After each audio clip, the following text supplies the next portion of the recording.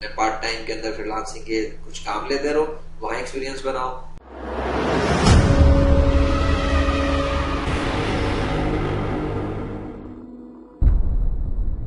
सबसे पहली चीज जिस चीज का ख्याल रखना चाहिए भाई, देखो कि अगर तुम्हारे पास एक्सपीरियंस नहीं है प्रोग्रामिंग का, डिजाइनिंग का, स्पेशली इस फील्ड में, फ्रीलांसिंग की दुनिया में आने के बाद आपका इसमें कोई फायदा नहीं होगा।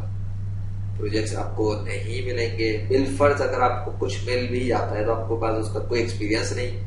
आपके क्लाइंट के साथ डेडलाइन की बेस पे आपको काम करना होता है। नहीं, अगर मैं आपको ये काम देता हूँ तो फला काम आपको 2 दिन में करना है या 1 हफ्ते में करना है, आपको उसी ड्यूरेशन में करना होगा।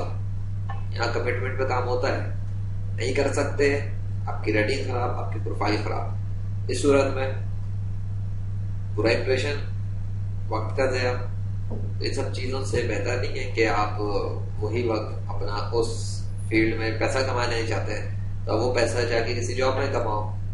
इंटर्नशिप कर लो 6 महीने की, 1 साल की, उसके बाद 1-2 साल एक्सपीरियंस लो। जब आपको एक्सपीरियंस आएगा, उसका एक्सपीरियंस के लिए किसी अच्छी जगह आप काम करो। नहीं पसंद आती दूसरी जगह स्विच करो, दूसरी जगह पसंद आए तीसरी जगह स्विच करो। पर स्विच उस सूरत में करो जबकि आपको वहां लर्निंग और एक्सपीरियंस नहीं मिल रहा। ये वर्कर्स आपके डिच करते हैं। ऐसा ना हो आपको वहां बॉस पसंद नहीं आ रहा तो आपने स्विच कर लिया, ठीक है ना। इस किस्म की चीजें तो आपको किसी कंपनी में भी मिल सकती है, तो ये कोई रीजन नहीं होगा। टेक्निकली अगर आपको एक्सपीरियंस मिल रहा है, बॉस कैसा भी हो, वर्कर्स कैसे भी हो, अगर आप एक्सपीरियंस की बेस पर आगे ग्रोथ कर रहे हैं तो उसे लर्न करें।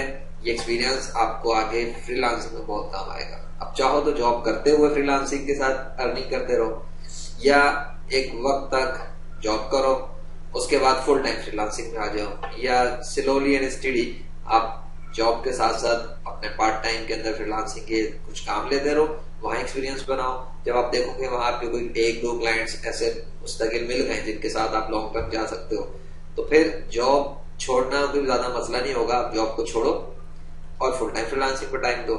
उससे आपकी दोनों साइड बैलेंस रहेंगी और स्विचिंग करते हुए भी आपको ज्यादा कोई नुकसान नहीं होगा।